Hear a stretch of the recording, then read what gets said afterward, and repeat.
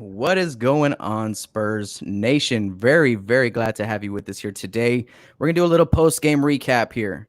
All right. We're going to do it on the Spurs versus Bucks scrimmage that happened yesterday. We got Maddie from Spurs Fan Blog with us. We got Harrison from San Antonio Spurs Talk on Facebook. And then we have Destin here from Clan the Spurs Fan on Instagram.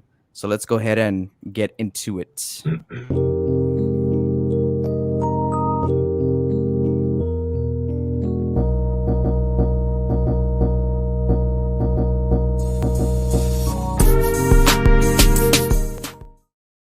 Real quick, guys, general takes on the game. Destin, did you get to catch it yesterday?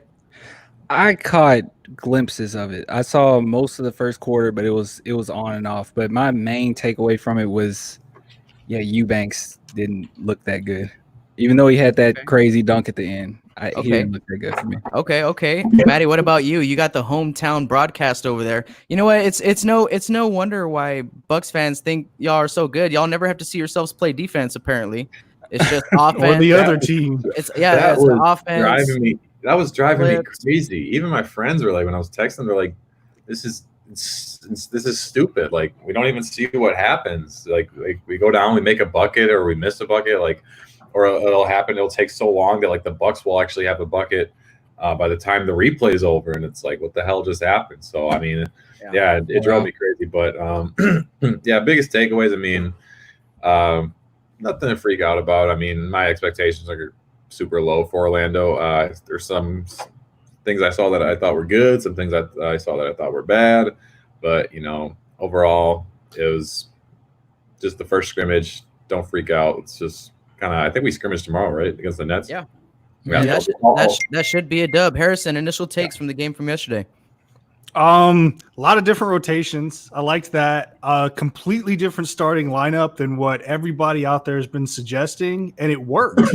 I really liked putting DeRozan at the 4, actually. As far as the broadcast goes, it made me want to take the Buck out of Bucking Spurs in your name. I actually had a couple of people on Twitter comment at me because I was live tweeting the game, and other people. They're like Bucks fans, like, what's a Bucks broadcast? What do you expect? If you're a Spurs fan, aren't you going to want to see a Spurs highlight and all that? Would you rather a game with no highlights? I'm like, yes, I want to watch the game. That's why games, when you go to them, are so fun because you don't have to sit through all that crap with replays. But well, I mean, there's a time and there's a place for a highlight, and it's not at all what they did yesterday. Yeah. Hey, Greg, we may not even see him then if we keep playing the Bucks and they're broadcasting it. Because let's face it, there'll just be a replay over him playing. But there's a kind of like Maddie said, there's a lot of overreaction in the first half over the young guys. But I mean, sloppy, expected, but I had fun with it. I thought it was nice to see. Yeah, I thought what was awesome is that Pop let the lineups run. He wasn't really trying to sub in and out and tinker with some of these lineups because they're brand new. I mean, these are a lot of the lineups that we wanted to see in the beginning of this season, right? So, but we never got to see them, and now we're seeing them play out here. And I like how he let them play for about 4 or 5 minutes each before he started making subs. So he wasn't letting the game dictate his substitutions, or Becky, if it was Becky the one that was making those calls.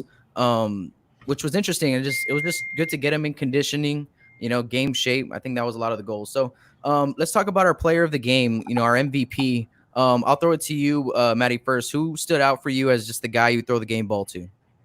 So I didn't get to watch start to finish. I was at work. I kind of got to see most of the first half on my breaks.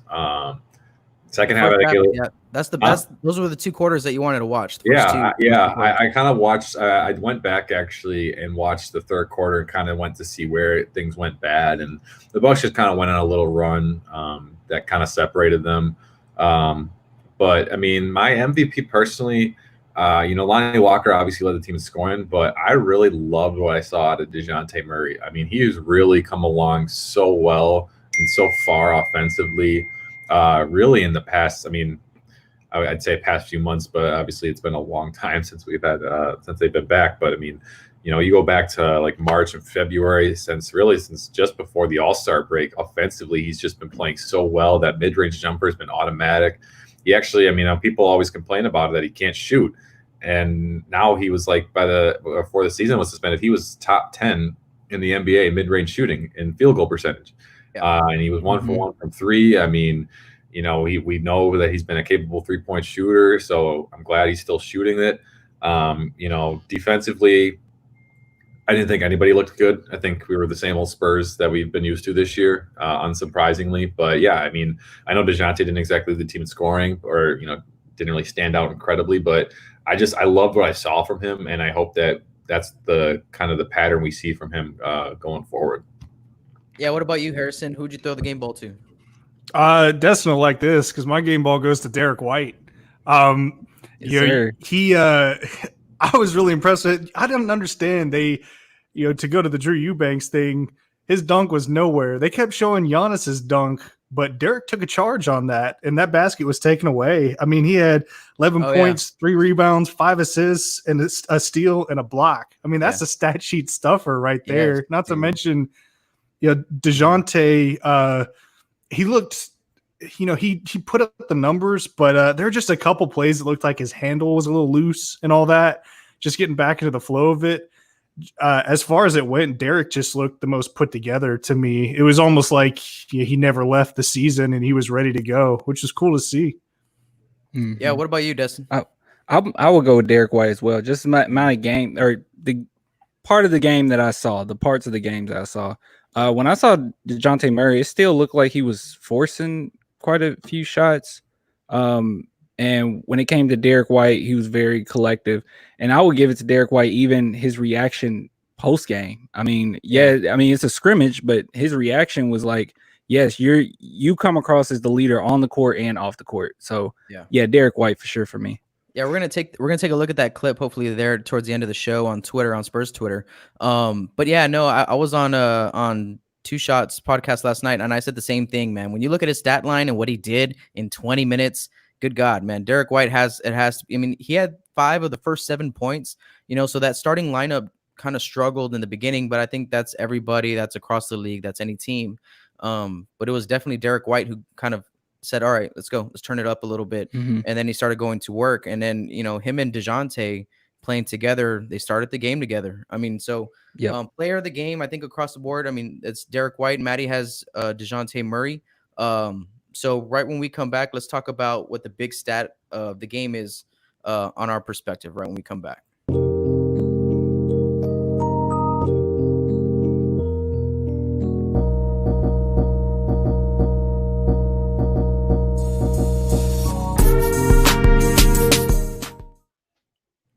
So I was looking at the stat sheet, guys, and one of the main things that I wanted to focus in on was our rebounding, right? We lost LaMarcus Aldridge, probably our best rebounder. Trey Lyles is no joke in that category. And I think last night or yesterday afternoon, we did go ahead and win the rebounding battle. We lost the game, but we held our own. And I think a lot of our guards stepped up in that regard. I think we won 39-35 the rebounds. So surprisingly how big, Milwaukee played for most of this game, using, both Lopez brothers on the court at the same time with Giannis, Middleton. That's a big lineup. We held our own and we ended possessions. What do you guys think? Or what are y'all's big stats? I'm gonna throw out a hashtag for hashtag Rob is right, second time in a row. Keldon Johnson playing bigger than he is out there on the court. He had some big rebounds against the big guys. DeMar shooting in from the outside. That's one of the nice things about him as a 4, is he's a lot quicker than everybody. So he was able to get in there and just use the speed on his man. Jakob was amazing in the first half, kind of, petered out a bit in the second half rebounding wise. Also, they took a rebound away from him at the half. He had 8 at the half, and he finished in the stat sheet with 7 after that. So I guess they reviewed something stat wise and took it away. But I mean, he was right up there about to have a double-double until they started kind of switching and trying to get Drew some run. But it works. I like it. And it keeps the pace of play a lot faster. And there's just a lot more spacing when we didn't have to feed Aldridge on the block there all the time.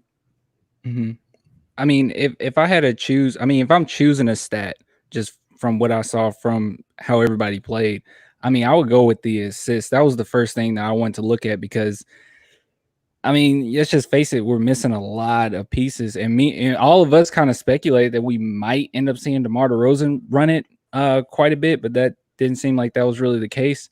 And with Derek White getting, 5 assists, and I think DeJounte Murray had 3, that's pretty decent with not extensive amount of minutes. So I'll have to go with the 5 assists from Derek White. That was pretty huge because that's like the main thing that we're going to need right now is somebody that can, collect the group, and everyone has to do their part. And if we can facilitate in that degree, then I think that's a really good direction. What about you, Maddie? Yeah, I for sure love the, Derek, DeJounte, Lonnie lineup. Kind of made the rotation more interesting. Obviously Patty Mills didn't play, but you had Bryn coming off the bench. The only thing I don't know, the only thing out of concern for me with that lineup is just I want to see them obviously get a ton of reps together. And actually, what a lineup I'd love to see next year, this is kind of more hypothetical, like if DeMar leaves and you have Derek, DeJounte, Lonnie, Trey Lyles, and LaMarcus Aldridge. Assuming LaMarcus is going to be with the team next year, and he's still going to be kind of spacing the floor with his 3-point shot. That's 5 3-point threats on the court, and we just don't usually have. And going back to my concern. I mean, obviously, I want to see this lineup a ton. I mean, because I don't think they're ready yet to kind of take over the team. That's just my opinion. I love the big 3 or the 3 young guys. I want them to be, the young core going forward. But I would love to kind of see, when LaMarcus and Trey are back next year, that they kind of get some run with those guys, because they've really been underrated with the Spurs team as far as Trey and LaMarcus go. Trey Lyles really came along well towards the end of the season, which is why him going down hurt so much when he did. So, but yeah, I liked what I saw. I hope we see more of it. I'm just a little worried that they're not ready yet, and I hope that kind of these 8 games in Orlando will kind of help that. Yeah, you know what? Those are all. I mean, we're all looking at positives, right? But what's the big stat that did us in? Y'all know it. Turnovers.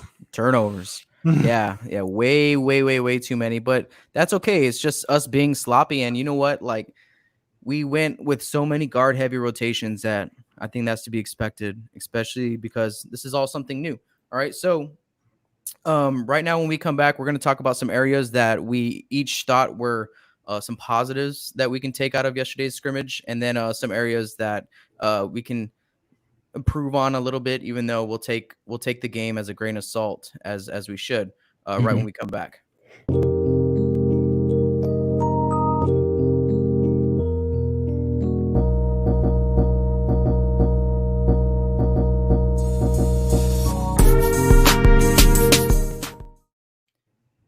If you want to get your question or comment on the show, we're going to do that at the end of the show. It means after this segment, we might look at Spurs Twitter a little bit and then jump into your questions there. The link is in the description below. You can go to the OOC tip jar, and then you can go ahead and submit your question there, and we'll go do that in a little bit.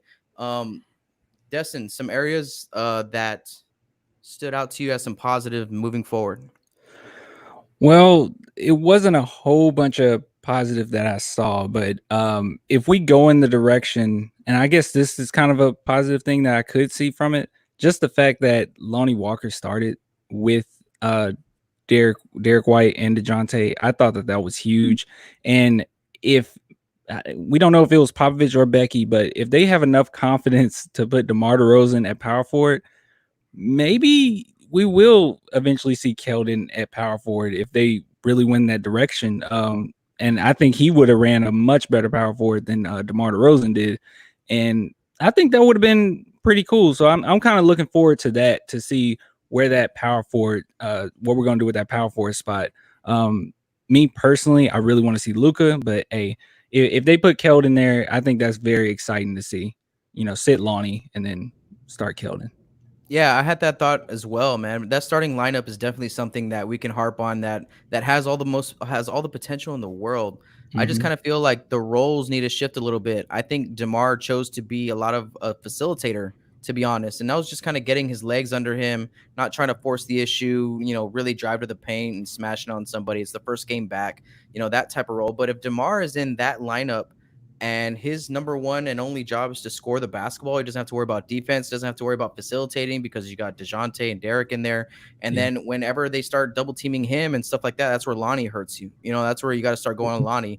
And then you have Jakob defending the paint. So that was a very interesting lineup. Loved it.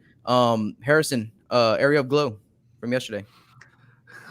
This is a small one. I'm going to get some hate for this, but Marco Bellinelli looked good yesterday. I'm so glad you brought that up. There were even sometimes defensively, and this is where I like the small lineups. I think at one time we had DeJounte running the point. Marco was there at the 2. They had Lonnie at the 3, and then they had Jakob in at center. I don't remember who they had in at the 4 at the time, but you have 3 strong defenders at all your, I guess, primary spots on the court. So he was able to kind of cheat in and get some pass deflections in the paint. Obviously, he's not a great defender, but he was doing a couple things that we could use him for, and he was hitting his shots.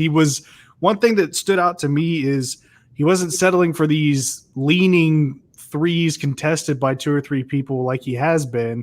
He was putting the ball on the floor, driving, coming off of tight screens to hit open mid-range jumpers. So that was cool. I like seeing that. But I think the biggest thing for me is just how well our young guys worked together. Because I don't care about the stats. I want to see how they mesh. And especially just with the ball movement and the passing, I'll tell you right now, Lonnie, Derek, DeJounte, and Jakob, those guys, they look like they've played together their entire lives. They just know where they're going to be. That fast break Lonnie had down the court to hit Jakob for that little reverse layup he had, that thing was crazy. I loved that play. That's probably my favorite play of the whole game. So it makes me happy that our young guys clearly know how to work together, and we've got a team set for the future, I think. Yeah, definitely. What about you, Maddie? So before the game, we came on and kind of did a little preview and what we're looking for. And I came and said, look, I'm not expecting anyone to stand out with 20, 25 points. I'm not expecting the team to look particularly good. I mean, and obviously being 4 months out, the thing that I wanted to see was aggressiveness and guys setting the tone, particularly out of the young guys. And kind of to Harrison's point, I think we saw that. No one blew anybody away with their statistics, but like you said, Harrison, we don't care about that right now. And I saw a lot of aggressiveness, especially early on from Lonnie Walker, Derek White, DeJounte Murray. And, that was really good to see. Even Keldon Johnson, he came off the bench and, he was very aggressive on offense and defense. So that was something I love seeing. I want them, that's the kind of tone I want them to set every day, whether it's in practice or the games. And, that's what I was looking for. And that's what I hope is kind of the trend going forward. I want to see that aggressiveness. I kind of want to see us, to quote the great Greg Popovich, I want some nasty from these guys. And I saw a little bit of that yesterday, and I was happy to see that. Yeah, I was definitely happy to see Bryn Forbes come off the bench and do well. He did well when he came off the bench in the first quarter. He dropped 5 quick points as soon as he checked in the game, and then I think he only scored 1 more bucket after that. But you weren't wrong at all by saying Marco Bellinelli did the same thing. Both of those guys came in and gave us instant offense. Now I'm going to go ahead and do something, if you will. Go ahead and be so inclined to allow me to do so. I was getting my clips ready for the film room that I'm going to do on this game. I'm just going to go over a few clips, but let's go ahead and go over some of these. To your point, Harrison, let's go over some of these things what Marco did well. I don't know how Giannis gets so open underneath the basket right here. But anyways, we'll take it. We can go ahead and smash up this rebound. Let me see. We do this a lot with DeMar DeRozan. We like to get him into that low block and let him operate. So we're going to go ahead and move the ball. Nice feed. Nice find by Bellinelli. So that was in the second quarter. All right. So we're struggling a little bit for offense there. Now, let me go ahead. Marco and Bryn, man, we in that smaller role. I mean, Marco, I don't want on the team at all, but I mean, just that smaller role off the bench, man, they can be dynamite. For me, Bryn still shot a little too much, which is to be expected. He's trying to play for a contract, but I mean, if he gets he's took 8 shots. If he gets that down to 4 to 6, I'll be fine with that. Here's the green light. Look, this play right here, dope. It's going to be a double screen right here for Derek, and then the 2 screeners are going to go just run and go and get Marco Bellinelli in the open from the corner. This and was then really a play we ran on my team. It was I forget what it was called, but yeah, you set the screen and then you go set the double away, typically for a shooter to come off a double. I mean, because you can with that play, you have a lot of options as the shooter. You can either try to back cut, or if he's hip and trail, you can. We run this for Bryn, I think, also in the game in a little bit, but he doesn't score off of it. But it just goes to show you, man, Marco, dude. He's gonna give you what he can give you, and that's buckets. All right. I'll tell you, my one gripe about that play though is Jakob has got to learn to set more solid screens. Those he plants too early, and then he tries to stick his hip out to catch the guy, and we're lucky. Marco's off balance on that. If he sets a better screen on that double high rotating screen play, Marco has an even wider open shot than he got. Because if you watch, he sort of half-heartedly sets on George Hill. I disagree with you. I say that he's setting the screen exactly where he needs to set it. If he's too closer to DeMar DeRozan, there's not going to be enough space to operate. And he sets the screen and lets Marco Bellinelli use the screen, not the other way around. Now, yes, he does this, but everybody does that in the NBA. I think it's legal because I see everybody hip check just like that and then roll. I see a lot of big men do that. Yeah, I don't think he's hip checking. I think he's rolling too early is my problem. See, he pivots there and he's almost looking for the pass. And I think if he holds it a second longer, it buys Marco a little bit more time. He's in the correct spot on the floor. But Marco doesn't need more time. That's a good screen. Look at that right there. I mean, he has all the separation he needs. Jakob's going to go and try to crash the glass after that. I would have to agree to disagree with you on that one, Harrison. I've always agree to disagree. I've always seen Jakob as being like I'm not going to say he's fully like Zaza, but I've seen him do a few like dirty screens here and there where he's going to hip check you or put his knee out. Like I remember he hurt who did he hurt? Was it Murray? Jamal Murray, right? He ended up hurting pretty bad. Like he does that quite often, and I'm not quite sure. Like I'm in between you two because I'm not quite sure if it's like a bad habit or it's just on purpose. I don't think he has any bad intent. I think he's just kind of heavy-footed on the screen, so it just kind of happens. Zaza, I think, does it with the intention. Yeah, Zaza's just. Well, I'll be the third party. So we got Rob saying he was perfect, Harrison saying he wasn't. Now I think kind of a cop out. One thing we're taught a lot is when you are a guard and you're coming off screens, like your job is just as important as the guy setting the screen. I mean, you want to set your guy up. Marco did a great job here, obviously, getting separation for the bucket. But the point is, like, because you can't have the bigs, trying to move, guessing where you're going to go because he's going to get called for a moving screen. In this instant, I think Jakob does a pretty good job, but I think who did a better job is Marco Bellinelli because he read the screen right. Kyle Korver was on his hip and he was trailing him, so he knew he was going to curl it. Because obviously Marco's a shooter, so he's likely not going to play behind and go under. A shooter on shooter crime right there. So I mean, if I'm the judge here in the order on the court theme, I'm going to have to rule in Rob's favor, Harrison. Well. Here's another thing, Harrison. Look at who's guarding Jakob. It's Ilyasova. He's not even guarding Jakob. You know what I mean? So look, you have this going on because of this first action, right? So Ilyasova is still caught up on guarding this pick and roll. That he has no idea that we're running this double action here to get Marco open, right? So if Jakob rolls too early, he's rolling into space. So I mean, if he rolls too early, he's going to be rolling into help. So I think it's kind of it's not a bad look. And yeah, Marco makes all this happen. I don't know if you see him get open, but this is where he gets open right here. This little push off right here. Harrison, that's where he gets open. Harrison, where do you think Jakob should have set the pick? I think he needs to be about a foot to his left.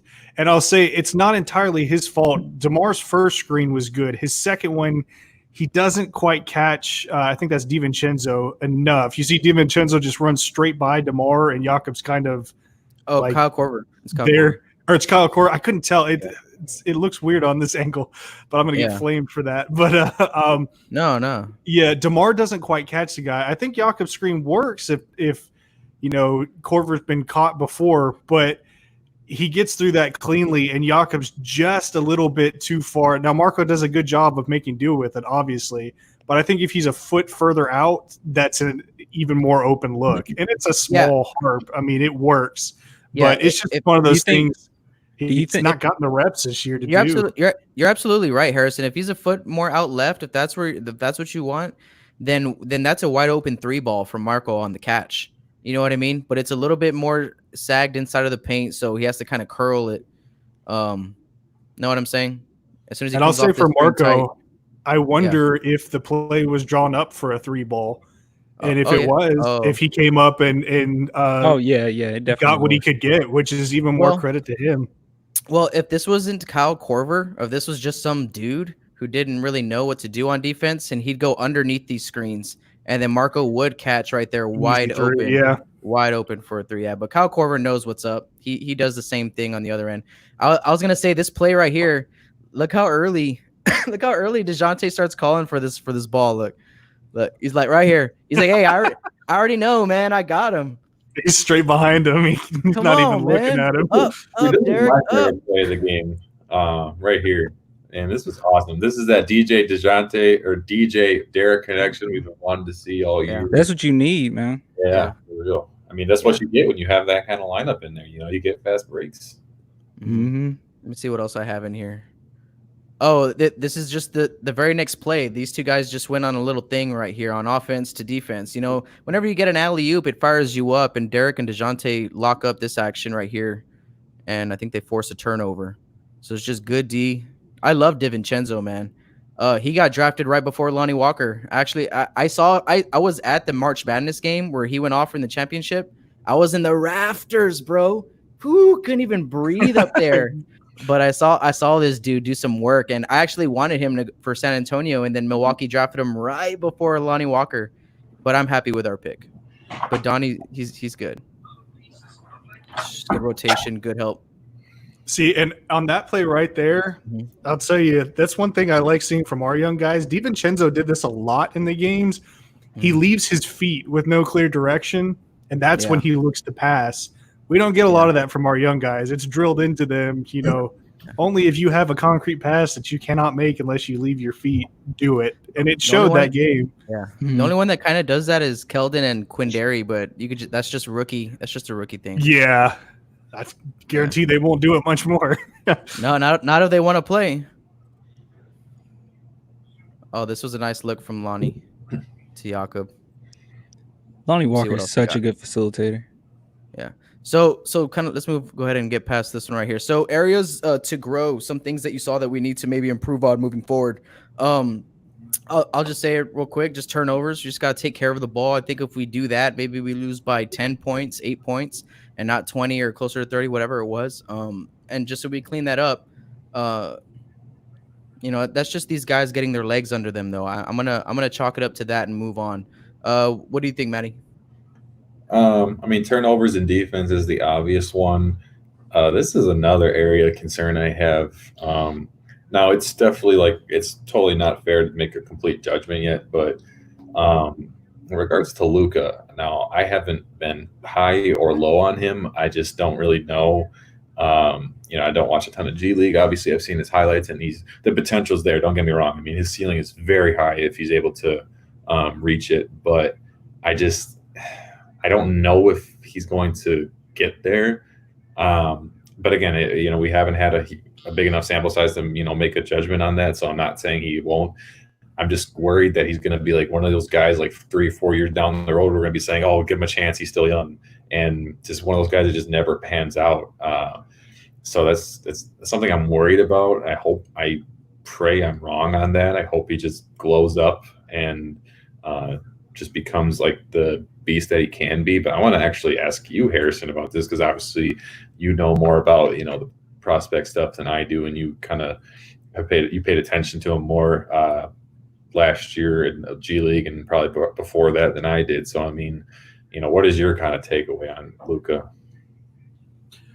I honestly didn't think they were going to play him until the fourth quarter, probably. Because they're going to get him some time, but he's not. I don't think they're going to look at like, oh, starting him in these games. But it's just about getting him some action. I didn't think they were going to wait until 4 minutes left in the fourth quarter to finally put him in. And one thing you could see Becky and Pop talking to him on the side is he was kind of doing the Lonnie thing from the beginning of the year, where he was just kind of running through the motions offensively.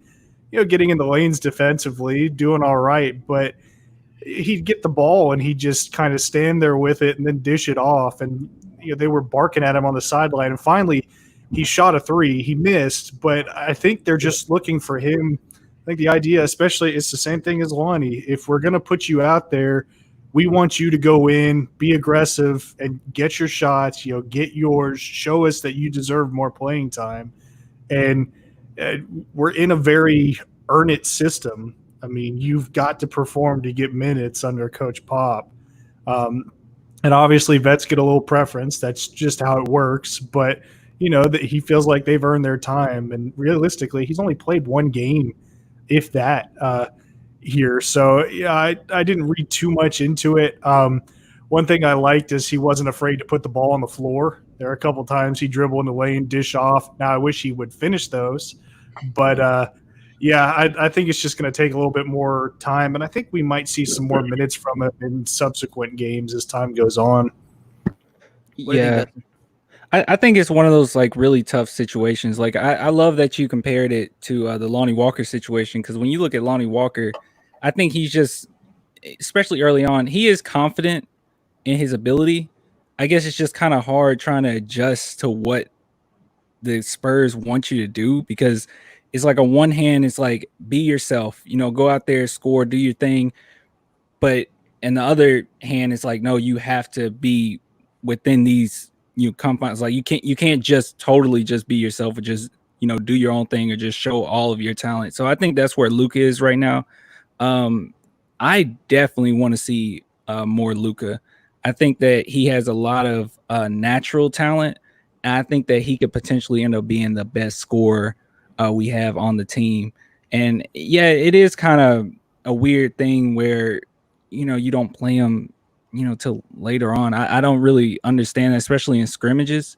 But one of the biggest takeaways that I had out of this game that I was actually kind of disappointed with, just to be completely honest with you, was Eubanks and kind of, Rudy Gay's attitude towards Eubanks at times. It seemed like he was getting onto him quite a bit, which is okay, I guess. But me personally, I'll just be honest, I don't think Rudy Gay really has any room to really do that, to go at him the way he went at him.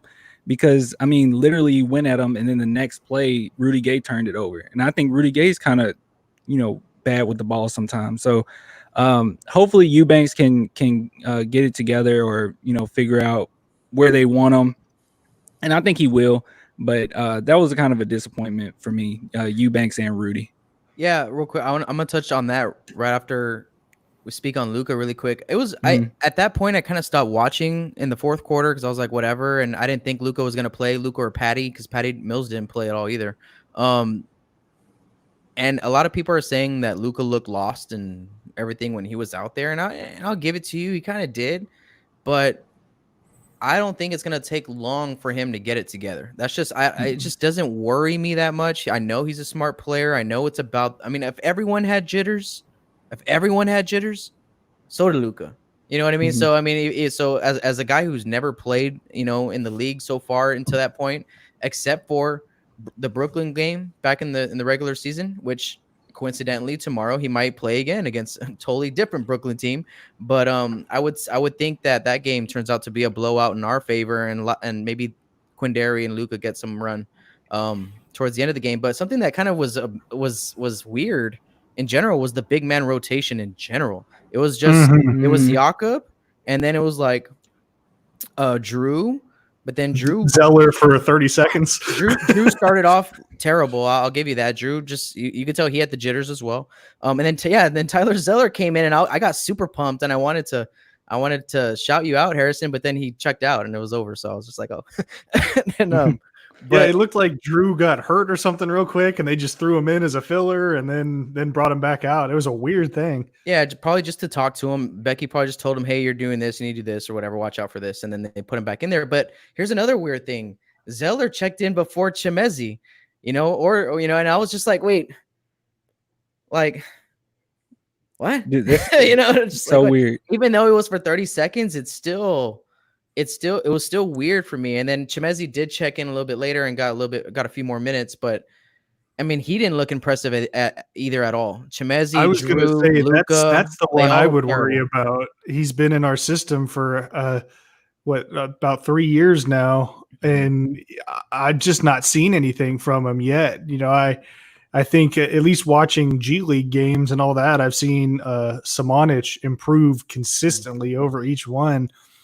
I haven't seen that from Chimezie Metu. It's just not there. Granted, I think it could be there, but just going back to the Luka thing, right? Like, yeah. Yeah. Gotta get that. Mm-hmm. I mean, and going back to the Luka thing, like you said, Rob, I agreed wholeheartedly with Ruru. I mean, it's different in Austin than the NBA. He's played now, I think, a total of like 16 minutes of NBA action because he played 11 in that first game and then like 5 here. So, and as a coach understands this, I mean, I'm sure Maddie understands this too, as he's gone on in his career. Like Maddie, your jump from your senior year of high school to your freshman year of playing in college, I'm sure that was a huge difference with the talent you're going against. And Rob, kids on JV, varsity, A team, B team, just the difference in the speed and the physicality of the game is huge. And it's just going to take time. But I'd be worried more about the guy who's been in our system longer than the guy who's only played, 16 minutes with the Spurs and half a G League season. Yeah. I mean, do you think it's really like fair to poke at Metu? Because I just haven't really seen much of him at all. Like, I don't really think he's really getting the opportunity. Maybe it's something they're seeing, in practice, but you see, here's my thing, Destin. If you're in Metu's shoes, you got to impact the game somehow, and he just doesn't. If he's not getting a rebound, or if he doesn't have the ball in his hands, dude really doesn't impact the game all too much, and he's got to find a way to do that. Keldon does it. We all see Keldon impact the games in many ways without ever needing the ball. And I think Chimezie needs to be that guy, and I haven't seen it. And I don't know if it's aggressiveness or what, but we're going to go ahead and take a little break. And when we come back, we're going to jump into Spurs Twitter just for a second, and then we will say what's up to the chat room, and then we'll be out.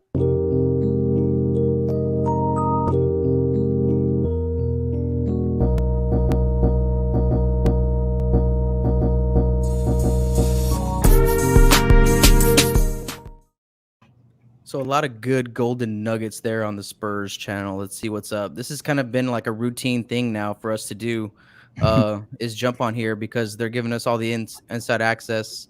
What is this? What's A and B? What is this? Which one's better? Maybe that'll do something. A. It's the replays down there. They're like voting on which is a better one. Oh. Yeah. Yeah, most of us go and actually watch the plays before voting, Rob. But okay, throw off the curve there. We do things differently here at OOC. Yeah, I'm that sleeper cell. You never know I'm here until I'm here.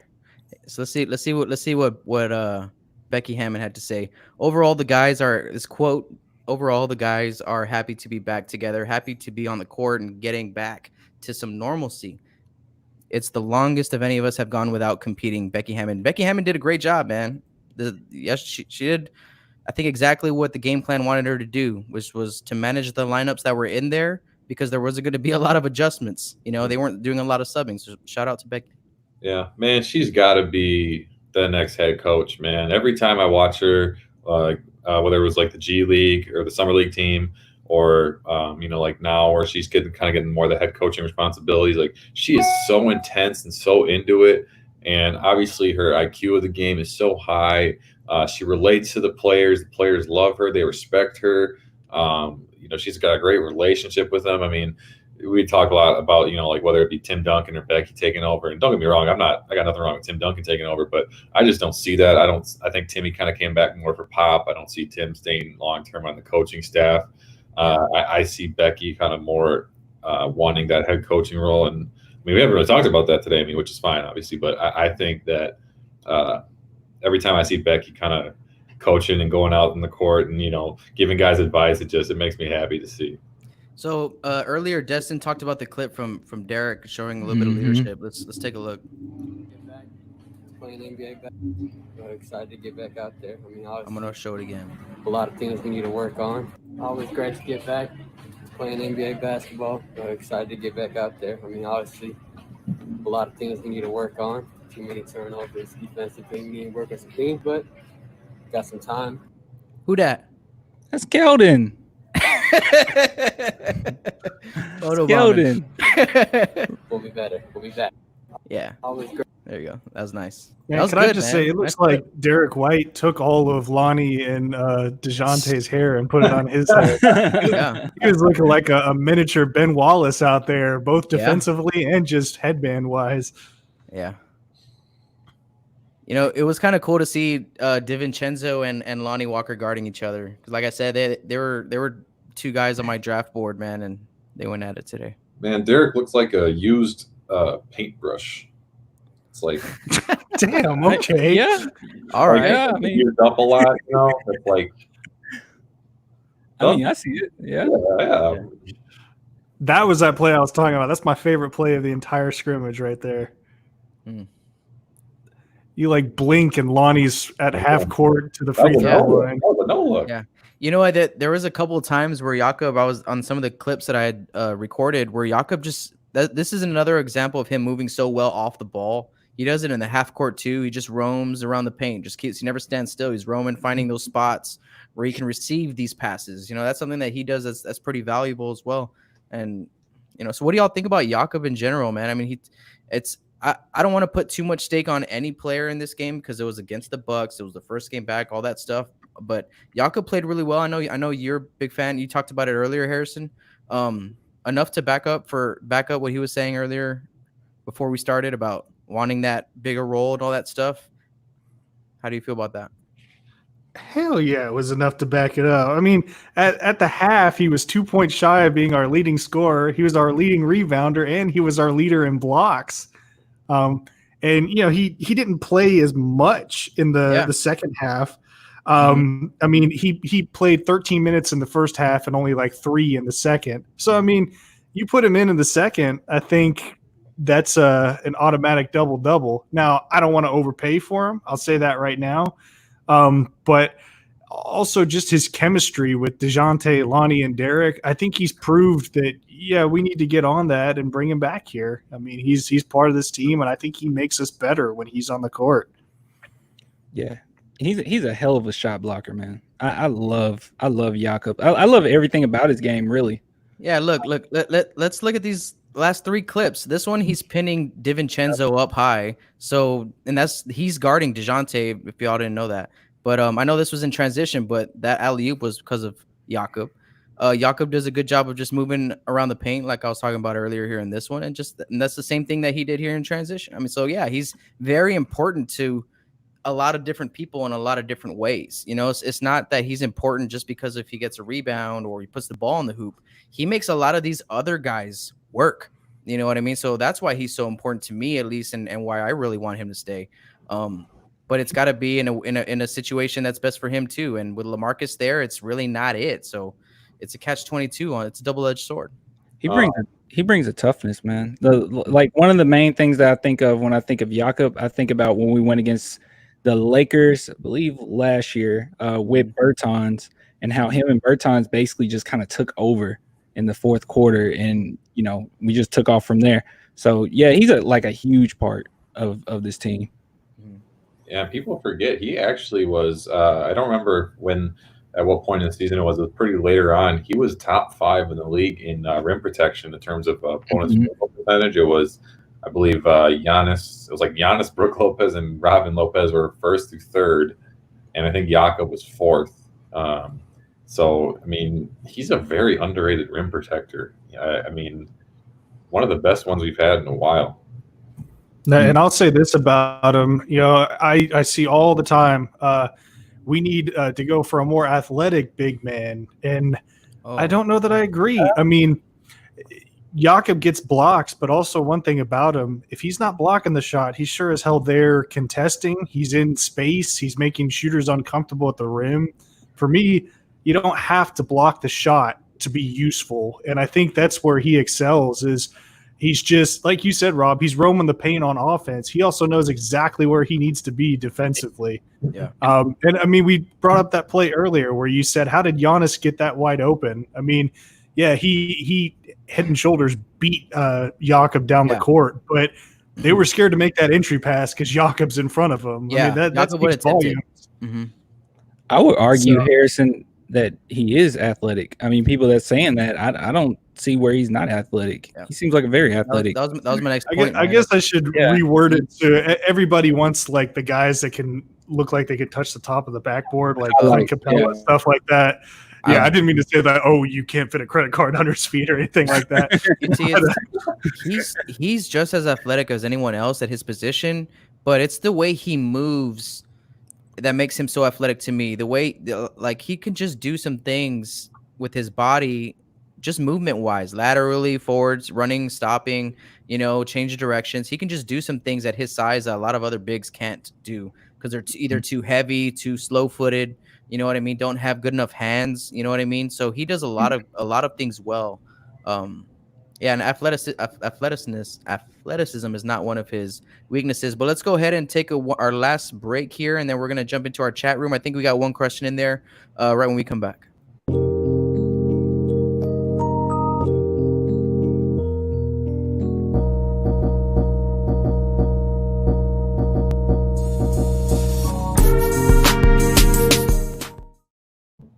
So when you guys go to the link in the description below and you see the OOC tip jar, this is where your question ends up. So Antonio Duran is our first tipper using this tip jar. So we've been doing about 4 or 5 shows. I'm waiting on y'all, Spurs Nation.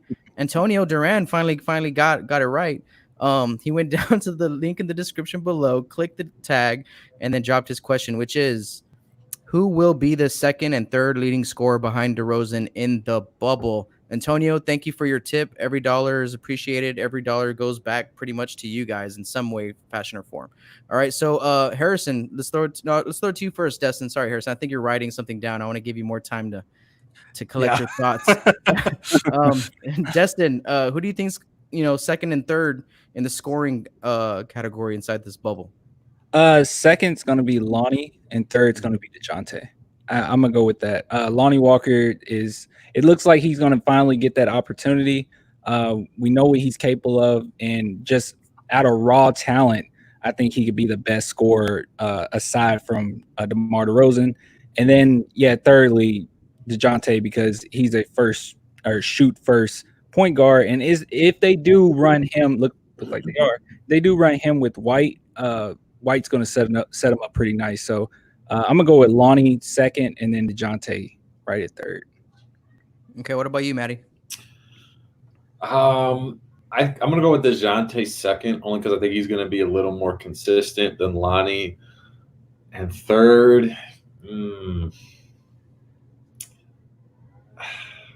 I'll go with I go with Lonnie for third. I mean, he's going to get a lot of reps and a lot of minutes, and I think we're going to see more aggressiveness out of him. So, I'd have Lonnie and DeJounte as the second and third, but I'd have DeJounte second and Lonnie third in that order.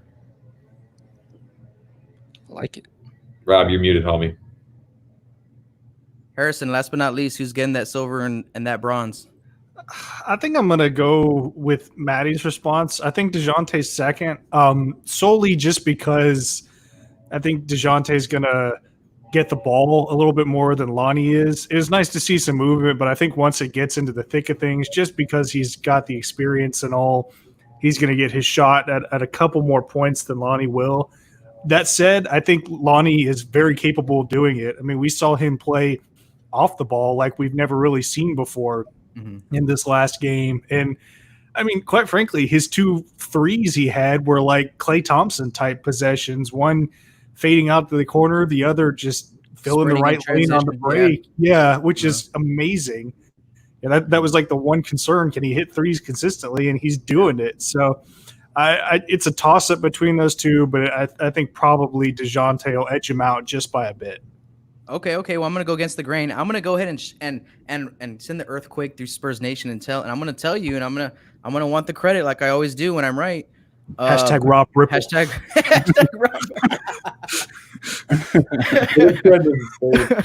Rob. But Bryn Forbes is gonna be our second leading scorer when it's all said and done. Yep. Oh man. Yes, he is. Watch in the 8 games. I bet you when it's all said and done, he's gonna be our second average. You know what? I wanted to put him third, but I wanted to make this a little bit more dramatic, so I put him second. I just think he's going to flourish off his role that we all think he should have been in all season. That's coming off the bench and just get buckets, going against second teams and things like that. He's going to be able to get open. So I'm going to say Bryn, and then I'm going to say Lonnie. I'm going to agree with the rest of you guys. Lonnie in that third spot. So those are our 3 probably. You know what? I'm forgetting Patty Mills. Patty Mills is probably going to come back in here and just drop 15 a game. Let's not sleep on the Aussie. See, I was thinking about him too, but I just don't think he's going to get that many minutes. I think it's going to be more towards the young guys. You know what? I think you're right, dude. I think Pop probably sat him down and was like, hey, you're not going to earn any of your money. Might as well we just protect you. He's going to give it all away. You know what I mean? Like he donated it. So might as well. I want to add too, like the reason why I got Murray at third, honestly, is because I could see Lonnie Walker if he gets extensive amount of minutes, which it looks like he's going to be getting. I could see him being more consistent than DeJounte offensively. I think DeJounte is going to have the opportunity. You know, obviously, I mean, if you're putting money on it, yeah, you know, it might be more in your favor because he's going to have the ball more. But I can't go with DeJounte. I think he'll be more inconsistent than Lonnie if they're getting the same amount of minutes. Yeah, DeJounte's good. I think everyone's gonna get an uptick in their stats and like across the board, but Lonnie for sure, Lonnie and Brent. All right, well that's gonna be it. I guess that's it. That's this first time that we're doing this post game show for you guys. Hope you enjoyed it. Appreciate you. Make sure to subscribe to the channel. Go to OOC, go to Order on the Court on YouTube, and make sure to subscribe to our main channel there. Go to oocspurs.com to get all the other content that we have coming your way. Watch party coming 7/31/20. It's July 31st. Sorry, 31st. A week from today. A week from today. Let's go. Make sure you guys bookmark that stream so you don't miss out. All right, so let me stop sharing my screen here. Guys, why don't you tell everybody where they can find you? Harrison, let's start with you. Yeah, so you can find me at facebook.com/San Antonio Spurs Talk, Instagram at SA Spurs Talk, and Twitter at SA Spurs Talk 21. Probably going to tone down the live tweeting for the actual start since we're going to be doing the watch party stuff, but I'm going to try to watch all the games and live tweet and respond to you guys on there. So check me out. Destin, where can they find your stuff, man? Yeah, you can find me on YouTube, Clan the Spurs Fan, Facebook, Clan the Spurs Fan, and on Instagram, Spurs Clan and Spurs Clan 2. Awesome. Maddie, where can people shout you out? You can find me on Instagram at Spurs Fan Blog. Also, if you want to check out, I'm kind of going away from that. If you guys want to see some new articles, check out. I'm a contributor for Air Alamo at Air Alamo on Twitter or airalamo.com. I'm going to try to start getting some blog posts up on our OOC Spurs site as well. Yeah, shout out to everybody in the chat for hanging out with us today, man. I'm so excited for next week. It's crazy. Yeah, it's awesome just to have. Hey, we might do another one of these after the Brooklyn game. I think it's going to be kind of a wash of a game, but we'll see if we can hop on here and hang out with you guys anyway. But I'm Rob Trejo Jr. You can find me at Bucking Spurs, or you can go to robtrejojr.com/Bucking Spurs to find everything there. Thank you guys for tuning in. Make sure you go to oocspurs.com, and we'll catch you on the next one.